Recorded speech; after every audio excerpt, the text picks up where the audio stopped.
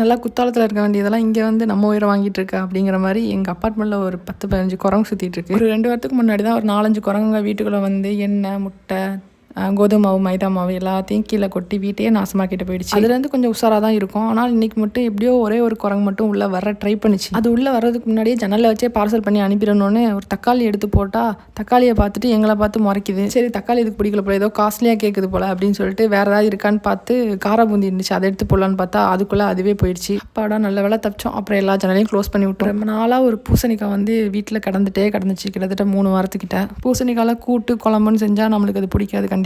அதனால சரி அதை வந்து அல்வாவாக மாற்றிடலாம், அல்வாவாக பண்ணிடலாம் அப்படின்னு சொல்லிட்டு அல்வா தான் பண்ணிட்டு இருந்தோம். அப்புறம் நைட்டு சாப்பிட்றதுக்கு சீனி கிழங்கு தான் பண்ணியிருந்தோம். இந்த கிழங்கு வந்து எனக்கு ரொம்ப பிடிக்கும். நாட்டு சக்கரை வச்சு சாப்பிட்டாலும் நல்லாயிருக்கும், இட்லி பொடி வச்சு சாப்பிட்டாலும் நல்லாயிருக்கும். எங்கள் ஊர் சைடில் அதை சீனி கிழங்குன்னு சொல்லுவோம். உங்கள் ஊர் சைடு என்ன சொல்லுவீங்கன்னு மறக்காம கமெண்ட்டில் சொல்லுங்கள். அப்புறம் என் ஃப்ரெண்டுக்கு வந்து பர்த்டே, அவளுக்கு கேக் கட் பண்ணிவிட்டு என் தம்பி வந்து தக்காளி சாதமும் வாழைக்காய் ரோலும் பண்ணியிருந்தான். அதை சாப்பிட்டு கிளம்பிட்டோம்.